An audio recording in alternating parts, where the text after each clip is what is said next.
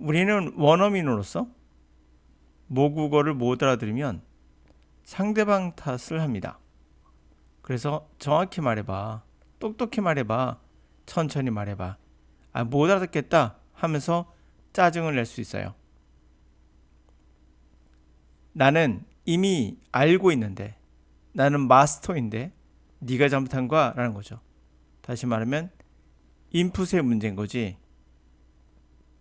그러나 영어를 못 알아들으면 내 탓을 합니다. 더 공부해야지. 역시 원어민의 실제 발음은 다르구나. 그래서 연음을 배워야겠구나. 이런 말도 있었네 하면서 자기 탓을 합니다. 왜 이러는 걸까요? 그것은 내가 통제한다라는 자신감에서 오는 나는 괜찮은데 네가 말한 게 잘못했어 라는 개념에서 상대방 탓을 하죠. 우리 뇌는 아웃풋을 한다고 제가 말씀드렸어요. 다시 말해 예측이라고 했었죠. 나는 예측을 했는데 인풋이 잘못되면 못 알아듣겠다라고 판단하고 인풋을 혼내죠. 내가 통제하는 겁니다. 그러나 영어는 인풋이 정답이고 예측 자체를 안 하기 때문에 들어오는 정보를 갖고 판단하기 때문에 당연히 내 탓을 하게 되죠. 이것은 독해도 마찬가지예요. 단어를 몰라요. 그럼 우리 그냥 읽고 해석해 나갑니다. 자신감 있게. 뭘 쓸데없이 어려운 말을 해? 하면서도 다 알아요. 무슨 말인지를 대충. 왜? 예측하기 때문이죠.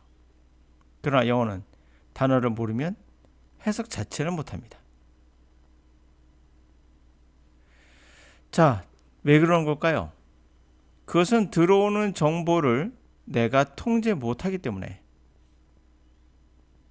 그래서 외국어는 자폐 스펙트럼 학습법이라고 저는 말하고 싶어요.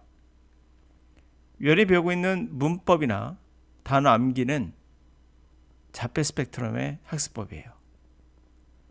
들어오는 정보만 가지고 판단해야 되기 때문에 제가 통제할 수 있는 게 없다는 거죠. 내가 통제한다는 것은, 내가 주인이 된다는 것은 내가 뭔가 이미 예측을 했다는 거고, 밖에서 들어오는 거는 내가 통제하겠다는 얘기지만, 특히 자폐에 걸린 학생들은 밖에 있는 정보가 더 우위를 둘 때, 더 무게를 둘 때 실제 자폐 스펙트럼 생기는 증상 중에 하나입니다. 그 정도가 그 예측이 90%라고 했죠. 10%만 받아들이고 나머진 머리는 90% 예측합니다. 그래서 단어를 몰라도 해석이 되는 우리말과 비교해서 단어를 모든 걸 다 알아야 되며, 하물며 문장의 구조도 우리는 분석하면서 외부에 있는 모든 것들을 다 받아들이죠. 왜? 우리 뇌는 예측을 하며 예측과 틀리면 말한 사람을 탓한다는 거죠. 그러나 언어가 아닌 번역은 예측이 아닌 들어오는 자료를 바탕으로 분석하기에 번역이 안 되면 내가 잘못한 거예요.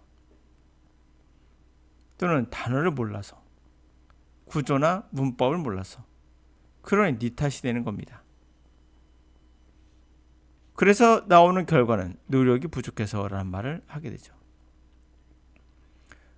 언어가 작동하는 시스템은 말씀드린 대로 첫 번째가 리텐션이라고 했죠.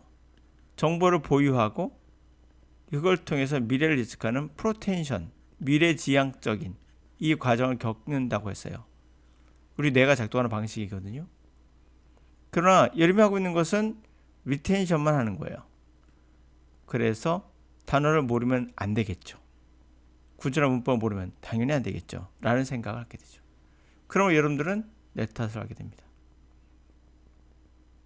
외국인들이 가장 어려워하는 표현 중에 먹었다는 표현이 어렵대요. 우리 영어로 하면 그냥 eat의 뜻이죠. 애 먹었다, 친구 먹었다, 내 말이 먹혔다, 벌레 먹은 복숭아. 벌레 먹은 복숭아는 복숭아가 벌레를 먹었다로 해석이 되죠. 문법적으로. 이러한 이상한 의미를 우리는 전혀 못 느낍니다. 왜? 예측에 들어오는 표현. 다시 말하면 시뮬레이션을 돌렸을 때 머리에서 이거는 충분히 예측 가능한 표현이다 라고 판단하기 때문이죠. 인풋. 다시 말하면 밖에서 들어오는 정보를 단어 그 자체로 그리고 문법 그 자체로 분석한다면 우리는 이것을 자폐 스펙트럼과 똑같이 이해를 못하고 통제가 안 돼요. 이해가 안 되고 통제가 안 되기 때문에 다시 말하면 외부에서 들어오는 정보가 내가 통제하고 이해가 되지 않기 때문에 자폐 스펙트럼은 학생들은 어느 한 부분, 다시 말하면 전철의 모든 것을 다 암기한다든지 단어를 많이 알고 있다든지 그러나 종합적인 사고는 안 되는 거죠. 그래서 회피하게 됩니다. 똑같은 거예요. 그래서 애 먹다란 것이 그대로 정보를 친구를 먹었다로 했을 땐 분명히 이것은 식인의 어떤 행위라고 판단되며 자폐 스펙트럼은 이해가 되지 않기 때문에 이 정보를 받아들일 수 없고 그래서 소통이 안 되는 거예요. 내 말이 먹혔단 말도 마찬가지겠죠. 그럼 우리는 시뮬레이션 돌렸을 때 예측했던 범위 안에 먹었다가 들어오기 때문에 일반적인 언어를 하는 사람들은 그 예측을 받아들이죠. 벌레 먹은 복숭아도 벌레를 먹었다는 거죠. 복숭아가 시뮬레이션상 말이 안 되거든요. 그럼 알아서 바꾸죠. 벌레가 복숭아를 먹었다겠지라고. 이게 바로 예측이 들어오는 정보, 인풋을 통제해서 이것을 뜻을 바꾸는 그런 역할을 우리 뇌는 꾸준히 매일 하고 있습니다. 자, 이런 문장이 있어요. 여러분들은 대부분 모든 단어를 한글로 해석하면서 그리고 해석이 안 되면 문장의 구조를 분석하면서 해야 된다는 강박에 시달리죠. 이 강박은 언어가 갖고 있는 것이 아니에요. 자폐 스펙트럼. 다시 말하면 지금 들어오는 인풋이죠. 이 정보를 내가 모든 걸 다 분석해서 이것이 정답이기에 내가 잘못한 거예요. 해석이 안 되면. 그러나 이게 국어였다면 여러분들이 이렇게 생각합니다. 거꾸로 생각하죠. 아웃풋 생각합니다. 내가 예측한 게 들어오지 않으면 너가 잘못된 거야. 그래서 한국 사람은 우리말 할 때 잘 안 들리면 글을 이해가 안 가면 왜 이따위로 글 썼어? 하면서 읽으면서 이해하고 상대의 말을 잘못했을 때는 상대방을 탓하지만 외국인과 대화할 때 여러분들은 여러분 탓을 하죠. 내가 잘못한 거겠지. 제가 대충 말해야 되는 게 아니야. 저것도 정답일 거야. 내가 무식해서 그래. 라는 생각을 하죠. 사실 연음은 그들이 그냥 대충 성의 없이 발음하는 거거든요. 근데 여러분들 연음을 암기하죠. 이유는 내가 잘못이니까. 인풋은 무조건 내가 받아들이고 수용해야 되는 거고 내가 예측할 건 예측을 하지 않기 때문에 그래서 분석하는 거예요. 분석은 예측이 아니죠. 자, 그러면 이즉 독해 번역 한번 해보도록 하죠. 정답은 뭐냐? 그래서 내 탓을 하는 게 아니라 상대방 탓을 해야 돼요. 그게 가능하기 위해선 독해를 하실 때 예측할 수 있는 그런 독해법을 구사해야지 지나간 흔적을 분석하며 단어 암기를 하면 그거는 영어가 아닌 거예요. 자, Design for Democracy, 민주주의를 위한 디자인. How to build community in digital environment. 어떻게 커뮤니티를 구축할까요? 디지털 환경에서. In comparing different subway car layouts, we can see how seemingly small design choices can have outsized effects on the user behavior. 자, 비교를 해요. 여러 가지 다른 지하철의 카는 자동차. 여러분들은 이렇게 해석할 경우가 높아요. 서브웨이는 지하철, 카는 자동차. 그럼 지하철, 자동차, 레이아웃, 배치를 비교할 때 이렇게 해석할 가능성도 높죠. 왜 그럴까요? 인풋은 들어왔는데 이렇게 들어왔죠? 들어왔는데 여러분들은 예상한 게 아무것도 없기 때문에 그대로 받아들인 거예요. 그럼 해석이 틀린 거죠. 그러나 만약에 예측하는 사람은, 이것을 언어로서 예측할 수 있는 능력이 있는 사람은 순간적으로 이거 카 이상하다. 내가 예측했던 단어가 아니야. 그러면 지우거나 아니면 새롭게 바꾸거나 둘 중에 하나를 선택하게 됩니다. 물론 이것은 무의식의 상황에서 전개되는 거긴 하지만요. 정확히 훈련을 받았을 때만 나올 수 있어요. 번역이 아니라. 그러면 이렇게 되죠. 여러 가지 다른 지하철의 어떠한 설계를 비교했을 때로 바꿔버립니다. 무시해버리죠. 네가 잘못한 거라고 하는 겁니다. 또는 지하철의 객차겠구나. 그렇죠? 지하철 이렇게 하나씩 연결되어 있잖아요. 이걸 카라고 합니다. 그래서 객차겠구나라고 예측을 통해서 트위트 꼬아버리죠. 아니면 여러분들은 어떻게 공부하십니까? 이해가 안 가는데 사전 뒤져봐야지. 사전 뒤져보니까 카란 말에 기차에서 개차란 말이 있네. 이것도 외워야겠구나. 카 첫 번째 자동차, 두 번째 기차의 개차 하면서 1, 2, 3, 4, 5, 6, 7, 8을 암기하는 거. 여러분들이 하고 있는 자폐 스펙트럼 학습법이에요. 조금만 틀려도 그 단어를 받아들일 수 없는. 하여튼 여러 가지 다른 지하철의 개차의 레이아웃을 비교했을 때 우리는 볼 수 있어요. 어떻게 겉보기에는 조그만 디자인의 선택이 아웃사이즈, 커다란 효과를 미치는지 유저의 행동에. The position of subway cars doors, for example, shapes how riders use their space. 지하철 개차의 문의 포지션이 예를 들면 뭐를 형성합니까? 어떻게 라이더가 그러한 형태를 이용하는지를, 그 공간을 이용하는지를 결정해요. 자, 그래서 여러분들이 이렇게 자폐 스펙트럼 있는 학생들의 학습법은 해석하다가 해석의 산으로 가죠. 통제가 안 되는 거예요. 그래서 When designers position doors symmetrically, riders will often crowd around the doors, leaving much of the car used. 자, 디자이너가 도어를 symmetrically 그렇죠? 균형 있게 대칭되게 그렇게 포지션을 잡으면 라이더는 흔히 문 주변에 모이고 그리고 많은 공간을 unused, 이용하지 않게 된다. When designers choose to position the doors asymmetrically, however, usually the space is more evenly distributed.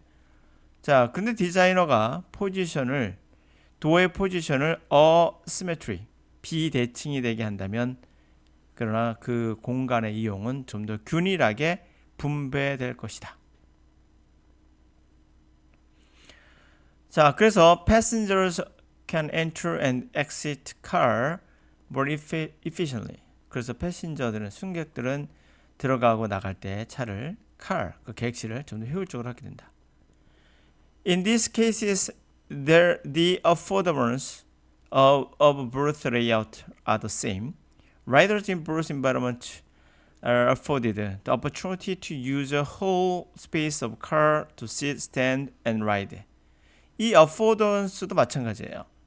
이 단어가 여러분들에게 이해가 안 된다라고 했을 때 여러분은 어떻게 하십니까? 사전을 보시겠죠. 그러면 거기에 이런 말 나올 거예요. 행동 유도라고요. 틀린 말은 아니에요. 행동 유도성 이렇게 나올 겁니다. 그게 무슨 말인지 아십니까? 본인도 보고도 본인이 모를 수 있어요. 그러나 여러분들이 원어민이라면 왜 단어를 이렇게 어렵게 써라고 하는 것이 아니라 그렇게 남 탓을 하게 돼요.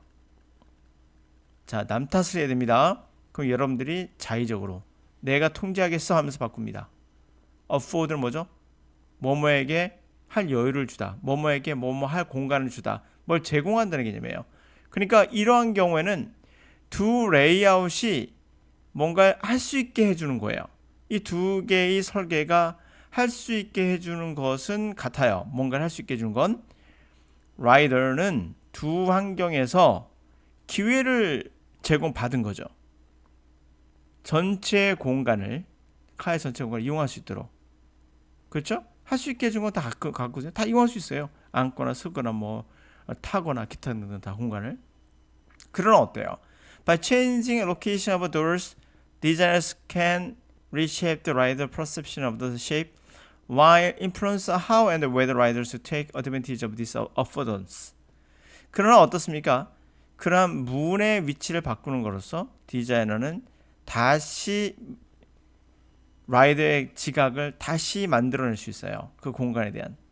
그것이 뭐에 영향을 미칩니까? 어떻게 또는 라이더가 이용할지 말지 이러한 어포던스 할 수 있게 해준 거를 영향을 미치게 되죠. By moving the position of the subway car doors, in other words, designers can use the power of the built environment to shape rider behavior, getting riders to do something they would not otherwise do. 포지션을 지하철의 그냥 카도어에 포지션을 움직임으로써 다시 말하면 디자이너는 파워를 이용할 수 있어요. built environment, 그렇죠? 빌트된 환경에 지어진 환경에 파워를 이용해서 라이더의 행동을 shape 만들 수 있고요. 라이더에게 뭔가를 하게끔 할 수 있어요. would-나 otherwise 그렇지 않다면 하지 않았을 행동들을.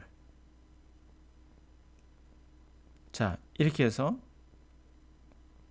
왜 우리는 영어를 배울 때 어떻게 하는 것이 정답이냐라고 물어본다면 저는 단연코 내가 통제하는 영어를 해야지 내가 들어오는 정보를 통제 못해서 자폐 스펙트럼에 빠지는 그런 학습법을 지향해야 된다.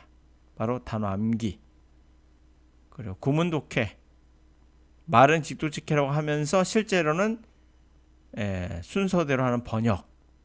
여러분 알고 직도직해 바로 다 그겁니다. 이런 것들, 연음 발음 같은 거 학습하기, 패턴 학습 같은 거 이거 전부 다 자폐 스펙트럼 학습입니다. 오늘 여기까지.